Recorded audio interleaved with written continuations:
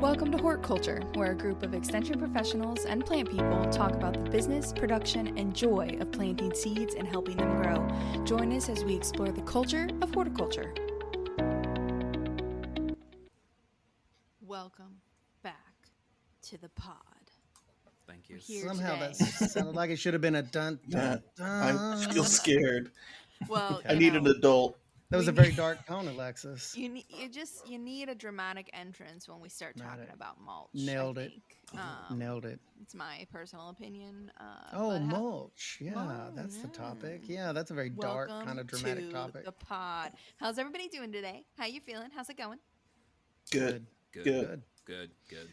You know, it seems like here in Kentucky, and this is just completely random, speaking of mulch, but not really, that it was one of the coolest Junes here in Kentucky in like the last, I don't know, recorded near history, like 50 to 60. I forget the time range, but in several years. And that really kind of jived with me because I was just talking to my wife. I said, you know, there's not been any 100-degree days in June. We're in, July now. And, it's just kind of mid 80s, and we haven't had a lot of those spikes in total. So have you guys been feeling the weather? According to my temperature blanket, we had a 91 and a 92 degree day in June, but not consistently. Not consistently, you're right. But I was kind of surprised that on record, I guess in total, that we had such a cool June. I really didn't. I thought it kind of felt average, but guess I wasn't thinking enough about it, people. Back in 2020, when, in June of 2020, stuff was going crazy in so many different ways, including the virus and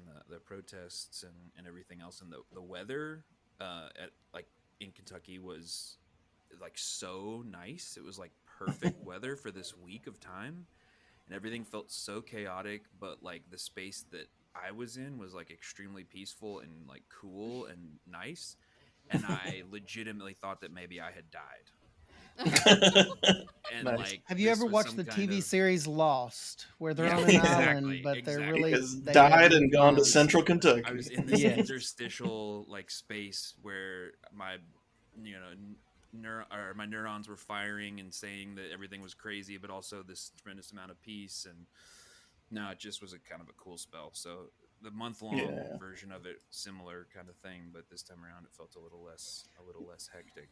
Every now and again, I get those that feeling when it's just the perfect temperature. Maybe there's a breeze blowing. You have sort of this little, we hear about people being in the moment. Well, every now and again, usually for briefer periods of time, but I kind of get in the moment. I never know when it's going to happen, and it's usually one of those weather days, and it's kind of peaceful, but. Yeah, so you had an extended time of kind of that. Today is the presence. That's why they call it a gift. Well done. I was going to say, if it's really hot out and you're feeling that, like suddenly everything feels perfect and good, that's heat stroke. Yeah. That's delusional. That's your brain cooking. I mean, it's oozing out your ear. Right. So if you're feeling that way in August, like no. Yeah, you've been cutting tobacco or out in the field too long. You need to go in. You've been too long in the sun. Yes. June may have been cool, but here in July, I've been leaking a lot of water. Indeed. Yeah. July's warmed up. And in our Southwest, 114 degrees the other day. Oh, yeah. Wow. I cannot even register that on my personal body temperature scale, what I would be doing at 114 degrees. Is it 114 dry, like dry? Some of it, there's been some like wet bulb events in like kind of East Texas and that's it. Louisiana and stuff where it's like very high humidity, very high heat. Like he's kind of like a heat dome kind of formed for a bit there. Mm-hmm. So not good. No, not good. Sidebar really quick. So I don't remember what group of people I was in lately, but I said something like, I was at the farmer's market with the extension table, and some people from Texas were here, and they were like, you all think that you know about heat. You know how everybody is from energy and water. Just like that. They had a big 10-gallon hat, like, six shooters. Pulls up in a Cadillac with a Longhorn on the front. Southwest You're mobsters. from Texas. I'm sorry if you're from Texas. you listening to this know. episode, you're probably great. It happens. We all do it, right? If you're from, New Hampshire, you're going to say how much colder your winters are, whatever. Sorry that Kentucky is just average at everything. Or Whatever. extreme at everything. That's Yeah. true. We are. But I said something like, "Oh yeah, well in Texas you all will. It's that good dry heat, like frying in a frying pan. In Kentucky we boil in the water." And they thought that was the weirdest thing they've ever. And I was like, "That's Well, just it's always important when you're talking to Texas people. Are they East Texas or are they West Texas? I didn't Oh. ask." But I don't know. I just feel like that's something Kentuckians say. That's where I picked it up from. But Just anybody don't outside get of Dallas Kentucky and Fort thinks Worth that's mixed a up with each weird. other. You'll be fine. I was like, yeah, we're like frogs here. We just slowly boil to death. Yeah. Right. Just over It's time. like a Fuji Starts song. in It's June, killing and me by softly. August we're dead. Like, Well, but anyways, nevertheless, as I have been leaking water, and I've looked around and been on walks or gone around, even around our place. I've also noticed that the areas of the ground where there's no grass, there's no nothing. They've been leaking some water too, crusty and they're dry and they're. Yes. Contrast that the other day. So I have a little as those who know me know that I'm a meter guy. Ray and I both have light meters, I think. Yep. I also have a soil moisture meter that takes instantaneous readings, and it's helpful because down below the surface of an area that I have covered in some organic material chipped into small pieces that was once a tree, the moisture content down there was actually still quite adequate for plant growth. And so I think that I wanted to talk to you all a little bit about the importance this time of year. We don't maybe do a lot of mulching this time of year, but that mulch on the surface plays a number of different roles, not least of which is the retention of that water down there. Now, I have not taken to mulching my bald forehead to keep the moisture in. I like to prefer to let it go off, Yeah. as much as it can in this Would humidity. a toboggan be mulch for your head, like in the winter? Well, then we're going to cover that, Ray. Okay. I want to know the scope of that. Only if you're growing plants on material. your head. Ooh, nice, Not Alexis. all Yeah. mulches. Yeah, not all mulches wear capes. No, not all mulches are organic material. Some of them are some other things as well. But do you all have a particular moment of gratitude for mulch that you'd like to share? I have a moment of ferocity to share. Pretty standard in the world of Alexis. I'm gonna choose. I was going to say, I'm gonna choose what else is new? You know what Rage gratitude over- reminds me of? Ferociousness. Yeah, it reminds me of red hot anger. Speaking of gratitude, Can you I'm imagine mad. living with me? Speaking of it, anger. We're gonna talk about this later, but I just had to point out that you know how bad it looks when your landscape company puts all your trees. When we redid our landscape, I had it all done, and most of the plants, like 99% of the plants on this property, are all now natives, and a lot of trees got put in. We already had a decent amount of trees, but we put in a lot of trees, and I'm really proud of that here at the Boyle County Extension Office. But what I'm not proud of is the fact that they have all been volcano mulched, Nice. and I feel like it is a direct arrow to the heart of mine. And You want to define that for us, Alexis? Volcano mulch. What are we talking about? Volcano mulch is when you are mulch up. I'm like making hand gestures as if you all listening can hear this. It is when you mulch up the stem of the plant, of the tree, of the shrub. Like a really you are covering short traffic cone or a volcano. really short Yeah. traffic. When you're piling mulch against the trunk. Mm-hmm. Yes, and that is not good. And we're going to talk about that after we talk more about mulch in general. But we prefer what we call donut mulching, which means that you're making a little hole, pulling it back away from the trunk of the tree, and then you have your donut, the meaty substance of the donut, a few inches away. You from had me at the trunk donut. of the plant. I have just had 2 donuts in between Nice. recording sessions. I was like, not donut. volcano mulch, donut mulch. Yeah, I'll remember that. Patented. We're gonna But anyways, have back a to phonetic gratitude. Boom, locked in. Yeah, on that. Does anybody have a definite? What are we talking? I've already gathered from you folks from the broad discussion we've already had on mulch that mulch is a lot of different things. What's your all's Mhm. definition of mulch before we dive into this? Because it's pretty interesting. You guys have mentioned a lot of different things so far. Oh yeah, I've got a garden mulch is any material, Mm-hmm. organic, inorganic, mineral, Mm-hmm. whatever. Animal, Mm-hmm. vegetable, miracle. hmm Oil, Whatever. no, probably Whatever. not. Not But Well, oil. tires, plastic, hey, plastic and um, tires. Oh, Yeah. got yeah. them there. So Got them. anyway, a garden mulch is any material, literally anything you could imagine, Gross. I don't that's like it. spread on the soil surface to modify the environment where the plant Mm-hmm. is growing. Yeah. Some work better than others. Yeah. In indeed, indeed. So you'll hear the term plastic mulch used a lot, and so that can Mm-hmm. be a couple different types of plastic mulch. This can be something like we also call it landscape fabric, and I'm not talking about the Weed felt barrier. like material Yeah, that you not find weed at barrier. Lowe's, or I'm sorry, I'm picking on Lowe's, Home Depot, name a box store, you Box find it store. there, Yeah. Mhm. and Yeah. it's more like a felt type material. Mm-hmm. Not Technically, I that. guess that is a mulch, but we do not recommend that in the industry because it breaks down so quickly into not good things. What I'm referring to is more like a plastic woven, kind of like a tarp, is the way I think Yes. Mhm. about it. And so that's something that you usually are like burning holes into because you're burning that plastic versus cutting it. It unravels exactly like a tarp would. And so you'll hear that, but you'll also see in a lot of large scale production plastic mulches that are laid down over usually raised beds.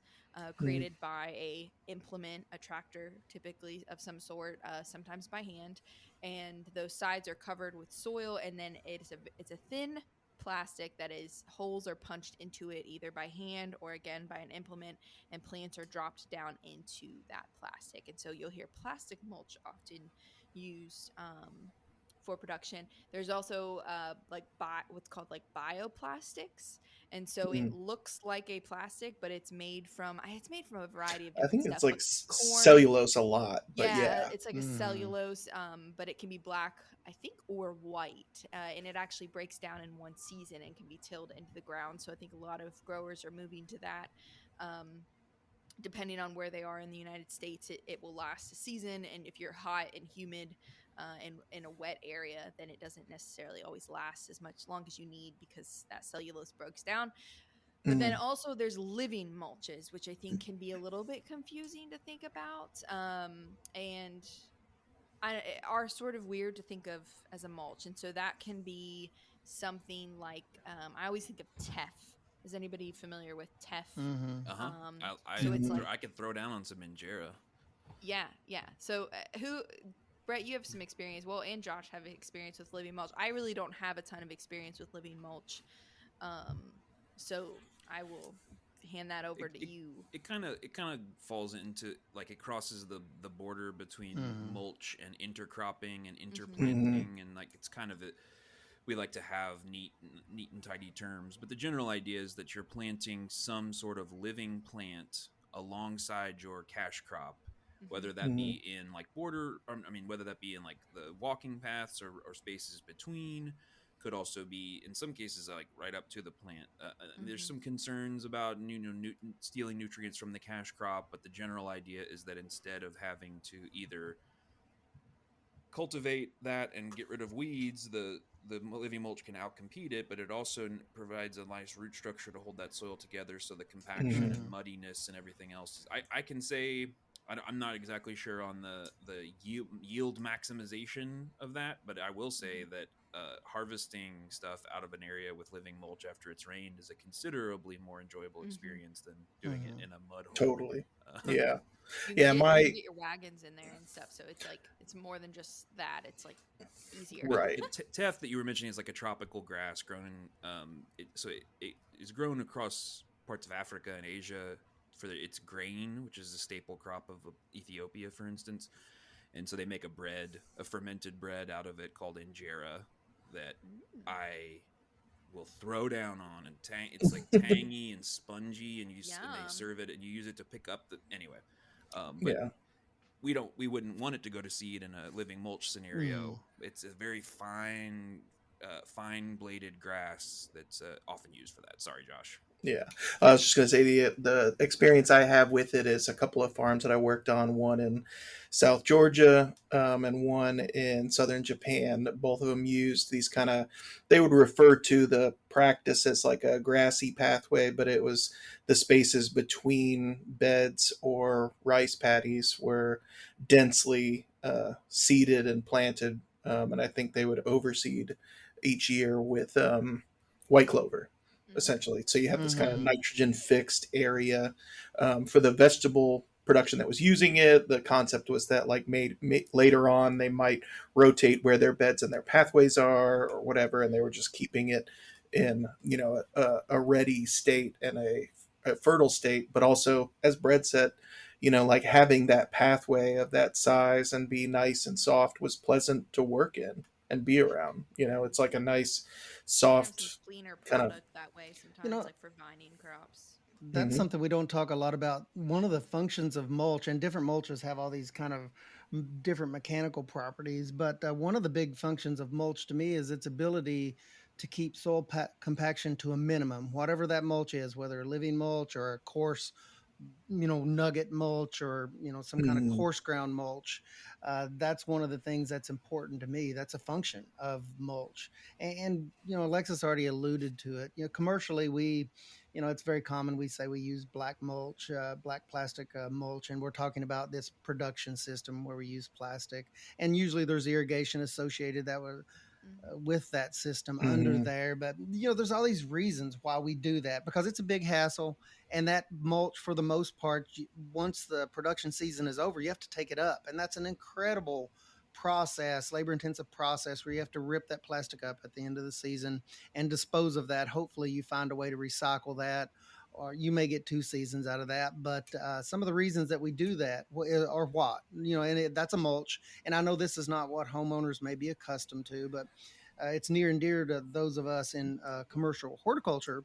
Mhm. Conserves moisture. Who mentioned like nutrient profiles, because living mulches affect the nutrient profile, but so does covering the soil. As far as if you're in a sandy region, when we work with some of our folks down in the southern U.S., like this mulch that covers beds, it's a big deal to them because it keeps nutrient wash to a minimum. But Yeah, yeah. what are some of the other benefits? I know you guys have worked with this commercial production system before we get more into the homeowner side of things, but rain splash, blight on tomatoes. Yeah, I mean, that's a that's a big Mhm. one. disease suppression. All of these are reasons why, I get the question a lot in the county. Well, why do you guys go to this labor intensive, very environmentally intensive process? Well, all of these are reasons. What else are we missing here commercially before we flip over to homeowners? I mean, There's a lot Yeah, of it just reasons. definitely like black plastic, but I mean, even with organic mulches, they Hmm. increase the soil temperature, and that improves yields later on. I mean, I remember when Yeah, the when I raised was in beds. Yeah. the commercial fruit and veg production class, they showed Hmm. like some of the graphs and metrics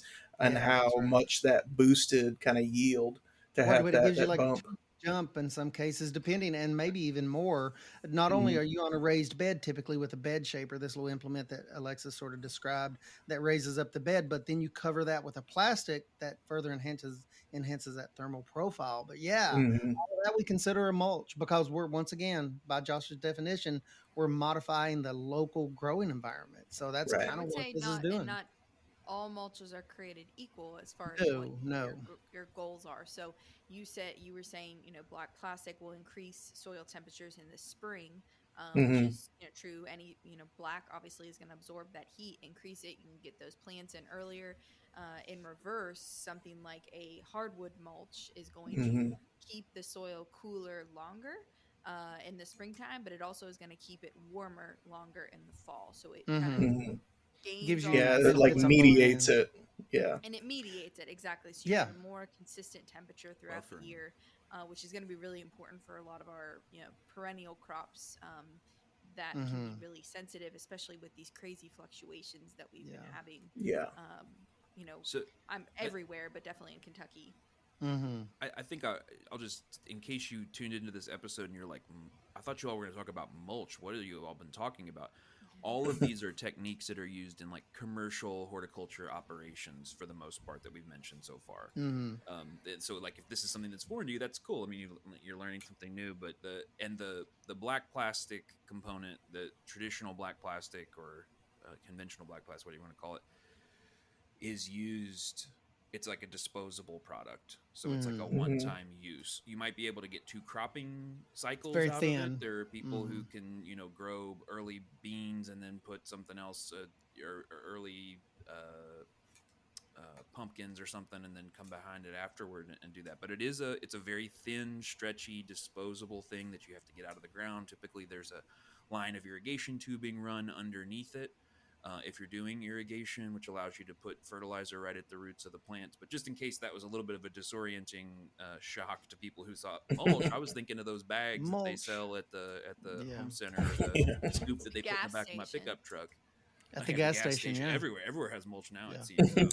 That's just a little bit of an orientation. I think, yeah, Ray. As far as the commercial applications of the mulch, it creates this little like amazing environment for this root system to grow, where you can control the amount of water that's getting in there. You can control the fertility. You've typically raised the bed up so it's nice and loose for those annual roots, the roots of those annuals to get in there and kind of find a nice footing for growth. It helps reduce crusting. That's a big deal. I mean, that's soil crusting to allow kind of the water infiltration along with. And would we mention like weed suppression? Because that, is like a huge labor cost. Yeah. Well, there are some similarities between our commercial uses of mulch and homeowners, because many of the things that we're saying that Brett just kind of summarized can also apply on the homeowner side of things. But it gets interesting for homeowners because I don't know about you guys. Alexis mentioned that, gas stations or box stores, there's mulch coming at you from multiple different locations, usually in every community. It's like you can buy it in bag, or, you may have a local supply center that will do it by the scoop. Sometimes you'll get a better deal with that. But guys, is all of that material, I mean, it's carbon material to me. A lot of that's woody fibers. In some cases, we maybe talk a little bit about rocks, but does anybody have a favorite mulch or application? I know, Brett, you have some mulch in the backyard, but what about all of these sources, bag mulch or whatever? Is it all created equal, or are there differences? Well, one big contrast with these organic mulches versus the black plastic is that the black plastic, according to at least my sensibilities, is ugly.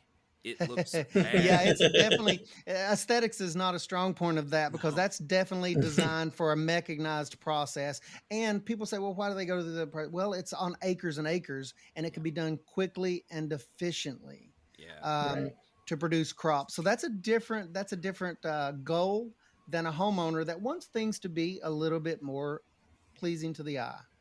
Yeah, but within the more landscaping side of things, within the it might be homeowners, it might be businesses, it might be parks, there's different types of barks, different types of bark based mulches. I personally have used hardwood mulches, like Alexis mentioned. Oh yeah, I've used some big. That seems to be the most common. The most common is like the double ground hardwood.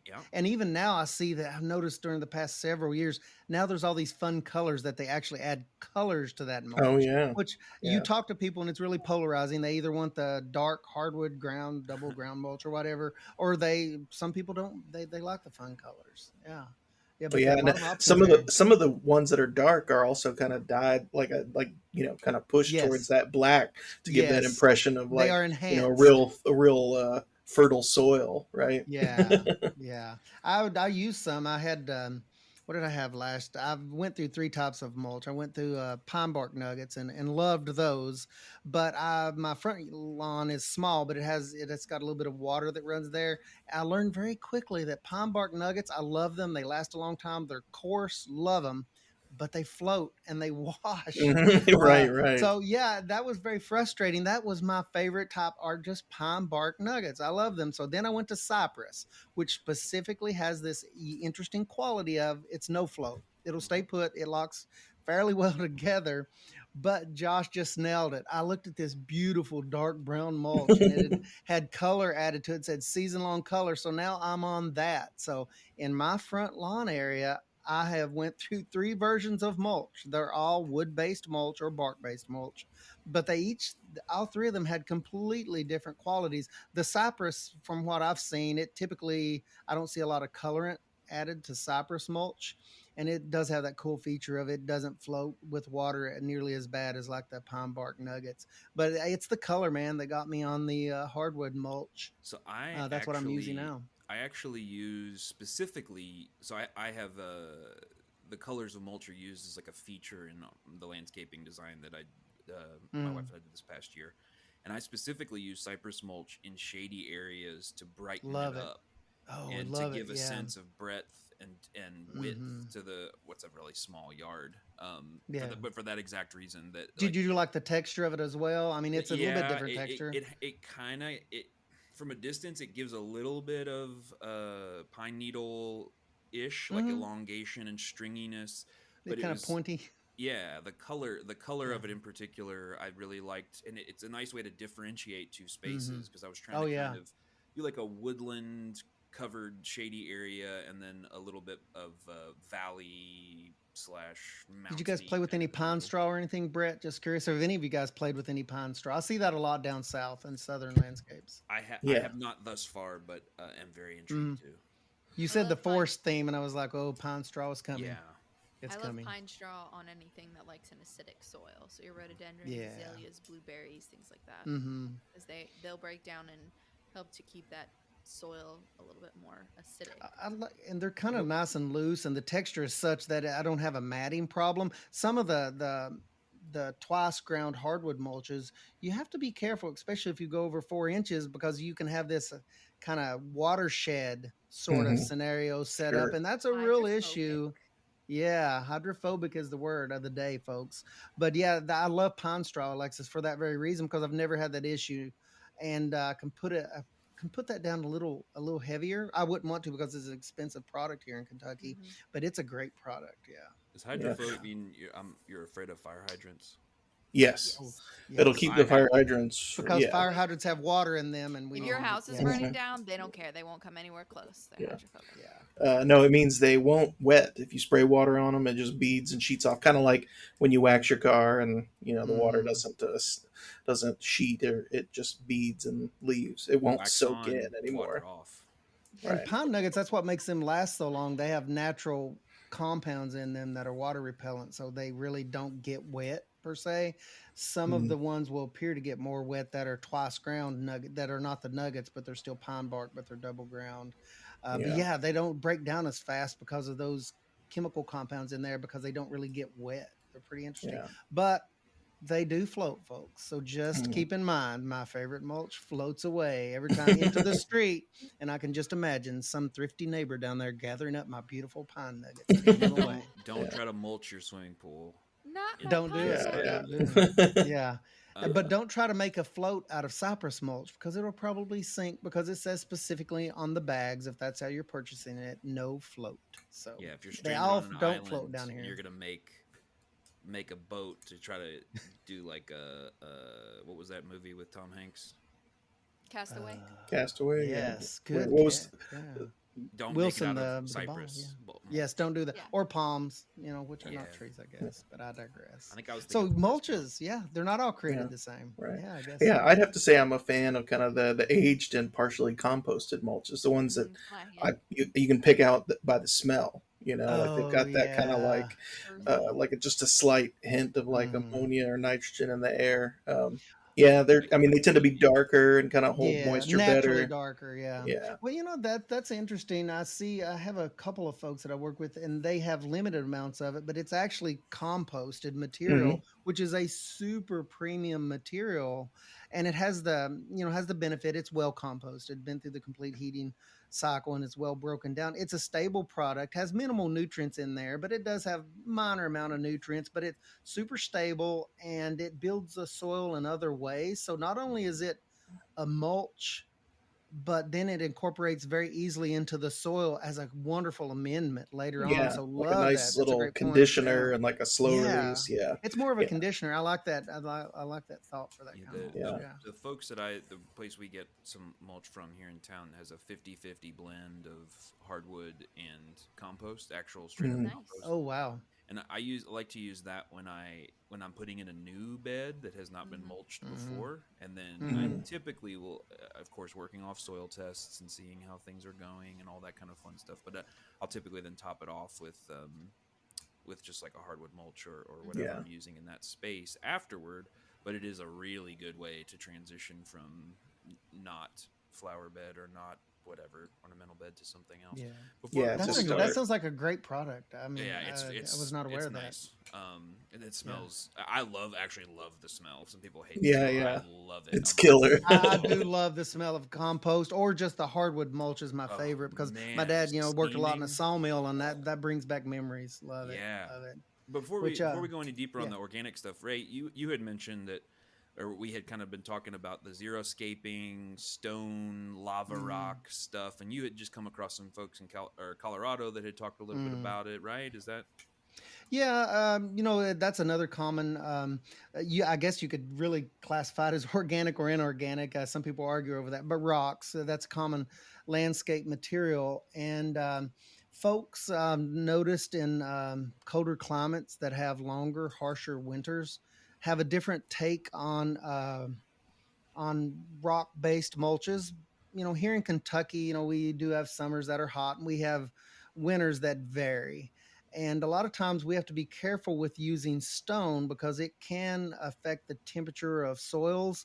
And that has all sorts of impacts on the soil health and, the drying effects of, rock. But what the folks in Colorado and other states that have these long harsh winters were saying is that they enjoyed using rocks in landscapes because thermally it kept the soil a little warmer into the winter and kept microbes more active for longer, and they were approaching it from a soil health standpoint. They liked rocks. They said it worked well for their cold climates. I'd never once considered that. I mean, rocks can, and they even had the size down. They said, well, they recommended, half an inch or so rock or smaller because they like the physical properties of that. And them saying that, there's probably some kind of permeable underlayment that was involved with rocks because they're expensive and they tend to sink into the soil. So Mm-hmm. most of them were recommending in that system of using rocks, using an underlayment. But yeah, they enjoyed that property of the soil heating, the heating up the soil. mm, They actually took the benefits of that and applied it into the winter. So a little bit different. Yeah, it was pretty interesting because I've noticed here in Kentucky, sometimes we don't necessarily want the soil to be even warmer in June or July in Or right? Kentucky. August. We may not necessarily want that. So yeah, different parts of the country take a different approach, especially when it's a research based approach. Pretty interesting on So the lot rock. So there's all sorts of mulch. Yeah, Hmm. lots of different mulches, lots of different reasons. So we've got, weed suppression, we've got affecting the soil temperature, whether you want it warmer, colder, Hmm. more sustained, whatever it is. You can use it as a soil conditioner. You can, I think I Moisture said soil Moisture retention. moisture retention. already. It's moisture Yeah. retention. Looks So good. yeah, it looks good I'm just saying aesthetically. It's I don't that know. is Looks a Now, good, real thing. wait a minute. smells good, There's an tastes smells good. organic. good. What about the organic mulch of newspapers? I want to hear you guys. I can't believe we've not talked about newspapers. I get that all the time. But Oh you yeah. said What's a look newspaper? good. So what about newspapers? How do So you I've guys deal with the aesthetics of newspapers? That's a common mulch with home So gardeners, I find. I've used cardboard underneath Hmm. Oh, for yeah. weed Hmm. suppression. Hmm. I've used newspaper too, and Yeah, then have you? Do you putting weight that down with something? I mean, how do you keep it from like going away, yeah, and blowing then away? putting a thinner layer of hardwood mulch or a Okay. Yeah. compost if you wanted to do Gotcha. more of a Mm-hmm. no-till type situation. You're Mm-hmm. essentially creating that, but sometimes I mean, we know mulch can be expensive, especially the Yeah. fancier mulch that you use can be expensive, and so. But you need the weed suppression, so it has to be Mm-hmm. a couple inches thick. Well, putting Yeah. something like newspaper or cardboard down underneath can kind of help to mediate that, instead of 3 or 4 inches, you can get away with 2 to 3 inches type thing, which in a Mm-hmm. large spacing can make the difference. Huge difference. Yeah, Yeah. huge The difference. And exponential increase in the amount of mulch over that area, yeah, just adding that like you're a half shoveling. inch is, and the work too. Yeah. How Um, about What were you gonna say? Something were else? you going to say some of those? I was going to ask about grass clippings next. I mean, I want to know experiences with that, but yeah, more on newspapers. Yeah, no, I was just kind of hitting all, like, going back over all of the things Yeah. that we've talked about and Mm-hmm. summarizing that Mm-hmm. as a whole, because I think that there's a lot of misconceptions about mulch Mm-hmm. that I think Yeah. that it's important that we kind of do a little hit on it, because, and Ray, I Mulch mean, myths or mulch something. Yeah. mulch myths. Yeah, we get a lot of questions on that. So we Yeah. recommend mulch all the time, right? Your trees, your shrubs, your if I can get you Mhm. to put mulch down in some form or fashion, whether it's plastic or hardwood or whatever, Mm-hmm. just know I'm gonna convince you to put, or try and convince you, straw, something like that. Try and convince you to mulch your plants, because of the disease. Oh, we forgot disease resistance. You mentioned a little bit Mm-hmm. earlier. Yeah. We have a lot of fungal and bacterial infections for our vegetable gardens, and well, all kinds of stuff that overwinters in the soil, and so it gets onto those leaves via soil splash. So if you're putting a mulch layer on top of the soil, you don't get soil splash. Therefore, you don't get infection on your Yeah. plants. So something just that simple, straw mulch in your garden. Mhm. I love using straw for that Oh reason, just man, to limit rain splash. Yeah. yeah. Clean Straw is the produce. most aesthetically pleasing to me, but it's kind of out there a little bit. Dried straw. Yeah, it's something about these carbon-based mulches, these organic mulches we're talking about, and I do love straw. It's one of my favorites, but it breaks down more rapidly than, let's say, wood chips that you may have gotten Mhm. free, the larger wood chips. And and you may touch on it under mulch myths, I think, a little bit later on. We hear a lot about the nitrogen cycle and how that can possibly affect that. But I'd love to hear more about that under mulch myths when we get to that point.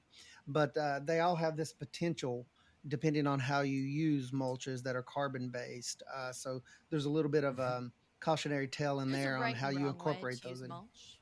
Do When what's you that? say that, There's a right and wrong way. Yeah, there is. Yeah. you say that, it makes me like, we have detected carbon-based soil Mike colorings. Farms, yes. Said in your best, like Marvin the Martian, uh, Marvin your the voice. Martian. So Ooh, yeah, let's there you let's go. Wow. talk Nailed about it. Sorry. let's talk about Alexa's like back on these task, mulch guys. myths. I'm like, shut Enough up, guys. bits. That's Enough enough. of the That's enough out of bits. you. Um, let's talk about mulch myths, because I think that Josh, you got a there myth is over there? always. Yeah, Gotcha. one we've already kind of touched on. I mean, and this is one that would be difficult for me to swallow until I accepted that it's true, is that if some mulch is good, more is better. That is a myth. There's such thing as too much mulch in terms of thickness. Mo The mulch, raw mulch. recommendation, yeah, the recommendation is, a depth of 3 inches is sufficient and really what you need. Now, if it's finely ground, that should be something more like 2 inches is the Hmm. recommendation. So you don't need to lay a foot of mulch Or like all the way grass clippings. You don't want to up. even put an inch of grass clippings on there. Yeah. Some Right, right. mulches, the finer it That is, what am I hearing, Josh? The finer it is, typically the, The less you need. yeah, got you. Got you. Got Yeah, you. the Why? less that Why? also What? thickness. hurts my Why is heart. that? Like, Why is it that Compression and that watershed is what Oh, yeah, has and been my too experience. much like is basically it keeps oxygen and water from getting to the plant roots. It mats And down a lot easier. It yeah, and then compresses a lot then you easier. get roots that are kind of trying to grow into the mulch, which is not where they Hmm. need to be growing. Yeah, and something we kind of touched on with the volcanoes, that creating a volcano, piling mulch against a trunk is not a good idea because it will keep the trunk moist, which makes it Hmm. more susceptible to decay. And Or you've got animals that see that as a food source. voles are just Right. such a huge problem in orchards, and that's just the death bell in an orchard. If you have any kind of organic product up next to the young trees, is voles, which are different than moles. They get up there Mhm. and they will just wring the bark off the tree, and that tree is just dead, especially young trees. So, and Right. they use that as the mulch as a place to hide. They get under there, Right. they hide from predators. So Right. yeah, that's a good point. that's why we Yeah. use They donut mulch. right. Yeah. The recommendation is 4 inches from the trunk. Yeah, Is where gotcha. you don't have mulch. about Alexis? You got any myths over there? Yeah, I want to go back to what Ray was talking about with the, kind of Nitrogen stealing. nitrogen. Ooh. Yeah, so I usually actually see this in reverse to kind of what Ray was saying. So I will have people who will come in. They bring me a tomato sample. Tomatoes are classic, or corn.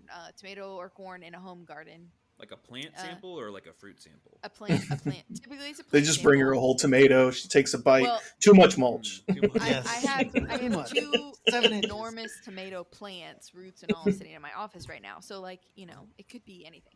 But they'll bring me in piece of the plant, they'll send me pictures, something like that, and their tomatoes are very yellow, or their corn are very yellow. And the reason I say tomatoes and corn The are plant usually leaves are yellow. the plant leaves are Just very making sure. yellow. Yeah. Okay. So the reason I bring them up is because they are one of the higher nitrogen feeders in a traditional home garden. So they're going to show signs of nitrogen deficiency, aka chlorosis, which is the Love yellowing that of word. the leaves. Chlorosis. Chlorosis explains it all. Sounds like your high school nemesis. That was chlorosis. It was all her fault. So Love that show. you're going to see it She in stole my those nitrogen. plants first. And I tend to, I say first, did you get a soil test? And usually the answer is no. No. And then I ask them, have they been fertilizing? Usually the answer is yes, because they're like, why isn't my plant, producing tomatoes or corn? And they're super yellow. What's going on? And then, we'll do a site visit, or I figure out that there's a lot of mulch around the area. And now mulch, like we've talked about, is great. We want mulch on the surface of our soil, right? The surface is great. Nitrogen does not move up against gravity into said mulch. What I have found is that a lot of time those people are tilling in their mulch from year to year. They maybe have had access to sawdust because they do a lot of woodworking, or some sort of hardwood mulch, which is heavily carbon based, and they are tilling that in because they're like, it's an organic material, I can till it in. Well, yes, that is true, and yes, over time that will break down and condition your soil. In order to get it broken down, microbes have to use a lot of nitrogen to break down that carbon, which then becomes nitrogen in the future. And so what those microbes will do is will steal the available nitrogen you're trying to give to your plants to then break down those heavy carbon wood-based mulches. And so, I always tell people, if you want, or if you've accidentally done that already, and you're like, oh crap, that explains so much. Clarissa explains it all. That you will have to essentially over fertilize with some nitrogen, usually is what that means. And so, temporarily get that soil test temporarily, yeah. usually just for a year, just for a season, and then you can go back to doing kind of what your soil sample said. So this is kind of a similar thing with incorporating cover crops into your soil can cause if they have a woodiness to them. Yes, if Yeah, they the have like a lignans, sort if they're of over mature, high or carbon content, mature, So if you're incorporating buckwheat's very fleshy Vegetative. and vegetative, Juicy. fine. I won't say fleshy on the Fleshy. You just did. Too late. twice. Well, and an interesting Then yes, it breaks down very quickly. On that carbon nitrogen thing, an interesting parallel, in case folks aren't familiar with that, if you ever have had a compost pile or learned about composting, and they talk about having the right balance of brown materials and green materials. In this scenario, in the soil, your brown materials are your carbon, the green materials tend to be your nitrogen. And so if you have too much of one or too much of the other, it can get either stinky, or it won't go anywhere, it'll get real dry or whatever. It's a similar thing. And so when you till stuff in like that, you're essentially creating a little similar reaction to the compost pile where these things are interacting. And the problem is it's taking that green material, that nitrogen out, and not making it available to the plant. It's a little parallel for those. right. In the long run, it's great. It's gonna Right. just like Brett said earlier. But the coarser it is, there's a big difference between like free wood chips that you get from local chipping operations. There's a big difference between that and sawdust. Both could potentially cause problems if you incorporate them into the soil, but it's going to take those wood chips a lot longer because they're larger and the microbes have less surface area to work on. So just keep that in mind. If you incorporate wood chips into soil, my goodness, you could have issues for more than one growing season, probably 2 to 3 growing seasons. Sawdust, it depends on the amount, but yeah, it all depends on the size of particles that the microbes can break down. But you know, But as to long be as you don't clear, you don't. incorporate it. You're saying you don't have that same worry if you're spreading them on the soil surface? No, is that what you were saying, Correct. Alexis? If they go on the surface, they have minimal Yeah. impact Yeah, on Right. the that's nitrogen the cycle. You're doing Yeah. all that's the the good take home things. message is don't Yes. incorporate them into the Don't soil, leave incorporate. them on the Great top. summary. Right. Great Yeah. And if, summary. if you Yeah. want to Don't do that. plant back in that area, then just rake back where you want to plant. Yes, Rake back the mulch absolutely. and then put it back once you Right. plant it. That What that's about another. Yeah. Oh, go I was ahead, gonna say, what Alexis. Yeah. about termites? Who gets termite questions? I can't mulch around my house, around my trees, Mm. because they're gonna give me some termites. Is that the Texas Termites are person here? not. Yeah, it's one of them East Texas people that lives in Boyle County. Um, now, termites are not attracted to mulch, especially things like pine bark and cypress. They're the least attractive. Mm-hmm. Termites are much prefer better quality wood, think like stuff construction materials. They will eat. You might find them on mulch if they're already present, Mm-hmm. but they aren't going to be attracted to your house by mulch. And if And you that's have another good a reason to not like pile mulch up beyond 3 to 4 inches, because more than anything, termites to me is about moisture, and Mm, they follow the moisture more than anything. So you have to be careful. And so the Um, mulch could keep your house framing wet, which is then going to attract that right. will attract termites. That's a Yeah, Yeah. different story and that's than the something we mulch don't itself. think about a lot. Is it's more of a moisture thing than it is a food source thing. Like Josh Yeah. said, it's not, because if you think of a termite, they're looking for monolithic blocks of food. That's their Yeah. natural way So that of they can dig feeding. their nice little galleries Yeah, into. and mulch Yeah. has got all these exposed areas where their bodies dry out very quickly. If it's a loose mulch at the Hmm. proper depth, it's those thicker types of mulch you have to watch. And even then, it's more related to more moisture than it is a food source. So just keep that in mind for what that's worth. Yeah. You got any other myths for us? I think we might have. Oh, you have to Well, put on fresh mulch every year? no, you don't. No, you do not. Save money. As someone who's had to mulch every year in certain places, you do not need to do that. How often? Well, What's the deal? What's the Depends on the uh, mulch. yeah, basically, you're checking it to see if it's completely broken down, and is that you're checking the depth of the mulch, and Hmm. yeah, Yeah, maybe bringing it back up. to me, it's one of the yeah. things that sucks about having like really good microbially active soil is that you have to mulch more often. Yes. Like the yes. first Yeah. round of mulch that I put on an area Mm. that's like clay and gross, it lasts a long time, but then it's like after a couple of years of like Yeah. giving it what it Yeah, needs, you've it's got like, microbes ah, working on Yeah, it. it's like I'm hungry. Give me Well, more yeah, mulch. right. And why? if you're mulching with a compost blend, like or a halfway composted wood mulch, which is what I Yeah. use, Mhm. then They love obviously that. that's going to degrade faster. So yes, you may be adding. It's possible that you could be adding to it every year, depending on where it's located and what it's made of. But most likely, I usually tell people every 2 years, and only if it looks bad, and then Yeah, you're you just need bringing to like just like with like pesticide application or mhm, with fertilization or whatever, you need to be acting on actual feedback and actual Yeah. information, not No, just this and if time you of want, year. Therapeutic mulching, not yeah, there you go. sub-therapeutic. That's And right. if you want it to look fresh, you can rake it and fluff it up. And there, as it is actually mulch colorant that you can get if you want it to have that nice dark color to spray over the top of refluffed mulch. So Mm, that's two things you can do. You can refluff like a hardwood mulch, and then you can spray fresh colorant over the top, water-based colorant. Safe, it's designed for that purpose. So you can do those two things, and that keeps you hopefully from stacking mulch on top of mulch and getting to that 6 to 8 inch layer of mulch that causes problems. So between those two things, refluffing, that'll make something like a cypress look nice and fresh, and it will hardwood as well. But if you want the color, then you can add that. So those two things will maybe help you out and help you resist that urge of just kind of stacking mulch. And And if you really, really have to jump in and do it, you can remove the old mulch. If it is rot resistant mulch, like I've ran into cedar mulch, it just doesn't break down. It's rare, but I've ran into mulch sources like that. You can remove it from your bed and then put more mulch in there. It takes an extra bit of effort because you're removing and then putting fresh mulch in. So yeah. I think something too, like if your experience with mulch is mostly just getting bags from the home center or whatever, which I've done plenty of that myself. If you're going Mm-hmm. to do a big mulching project, look into having some delivered Even if like if you have a truck, obviously go and get some scoops in the back. But if you don't, we had not had a truck for a long time. You can look into having it delivered and just price it out. It's not a scary thing. They do it to for homeowners all the time, but it can often be less expensive.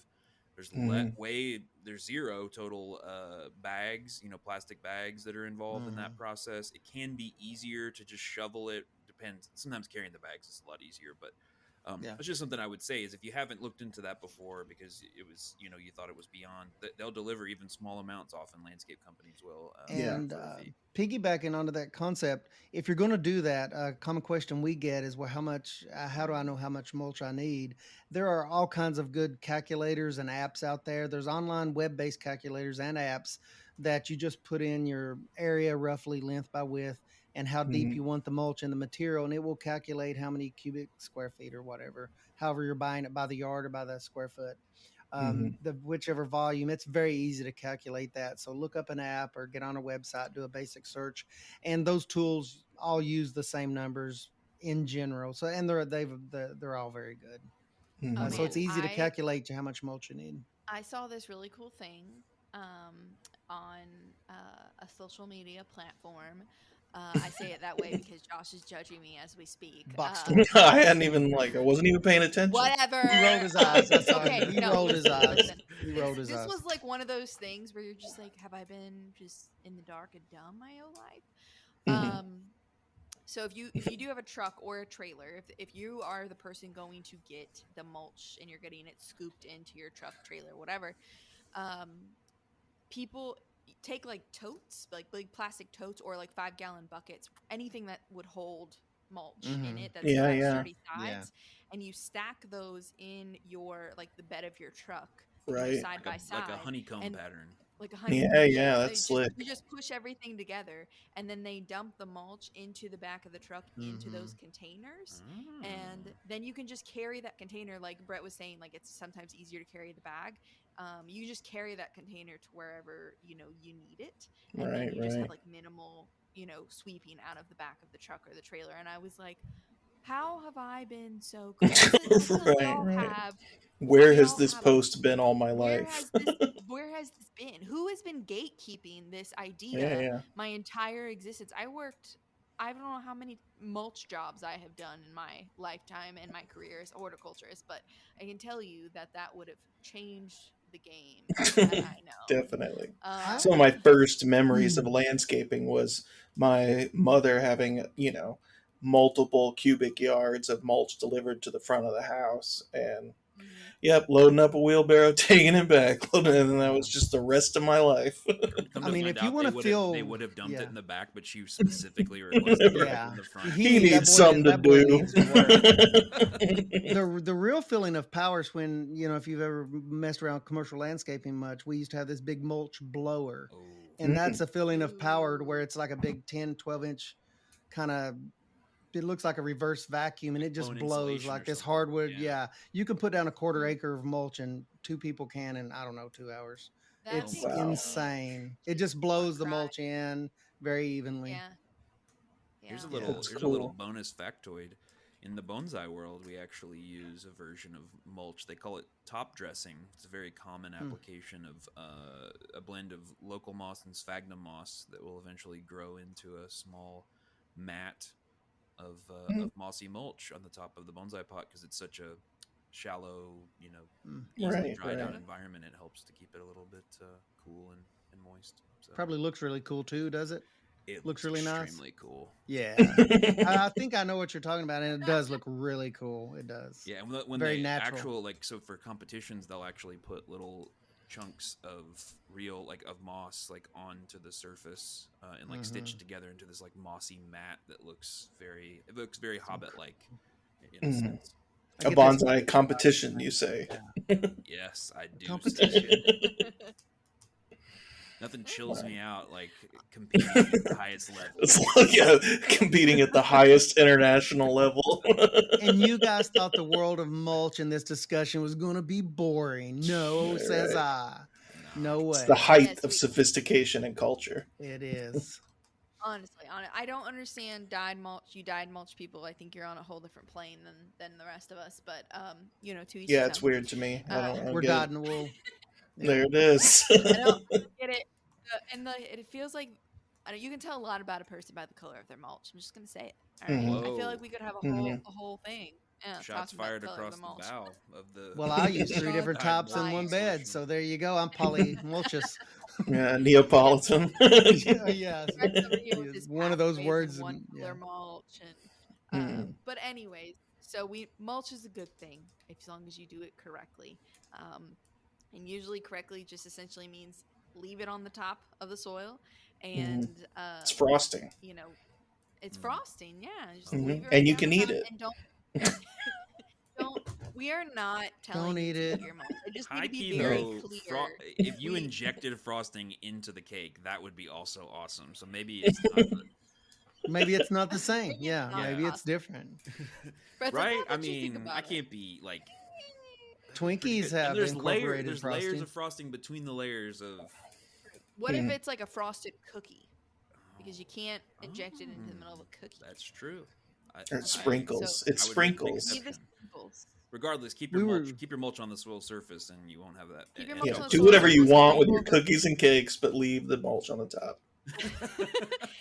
and don't go over 3 inches. Hmm. And if you want to know more about mulch, contact your local county extension office. If you are in Kentucky, you have a county extension office. If you are outside of Kentucky, you still have an extension office. It just might not be in your county, and I am sorry for you. But you do have a land grant university you could talk to about this, or you can email us at wherever you are. Please feel free to email us. We are here to help you and the extension world. You can email us at hortculturepodcast at l.uky.edu. That's in the show notes for those of you who are like, I am driving my car and I am not good at It's those hard to emails. write while I'm changing lanes. I cannot do this on the freeway. It will be in the show notes. You can also follow us and you can shoot us a message there or a comment at Horticulture Podcast on um, Instagram. Instagram. Thank you. Mhm.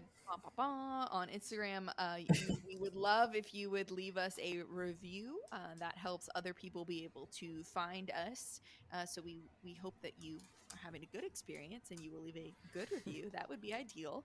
So please do that. And tell your friends, share it around, follow us wherever you want. Tell us about cool new things you want to hear about. If you liked the Mulch podcast, let us Mhm. know. And if you want to know more about, I don't know, living mulches, if you something in this episode struck your fancy or made you think about something else, if you want to know more about bonsai, we can talk about it. All right, just let us know kind of Mhm. what you're into. We're just kind of going off of all the cool things that we Yeah, really like to talk about.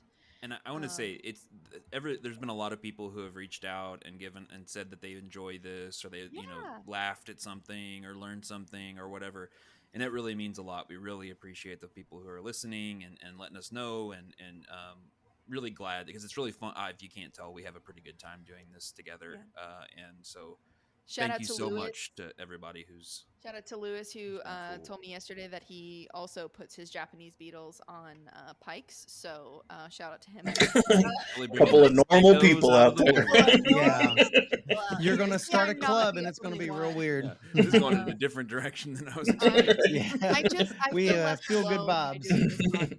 I feel less And alone. also, I will add, we have talked about, and we haven't discussed it today or recently, but maybe sometime in the future we will talk more about as a hosting group of adding video. If anyone would want to, have any interest in seeing a video portion of this podcast being added on a platform such as YouTube, please leave that feedback. That's something that's within the possibility of us doing, but we just need to know if that's something you as the listeners would be interested in. That way you could see all of the You would just see videos wonderful of our gestures faces and and shenanigans that we hand do Mhm. on gestures. our end.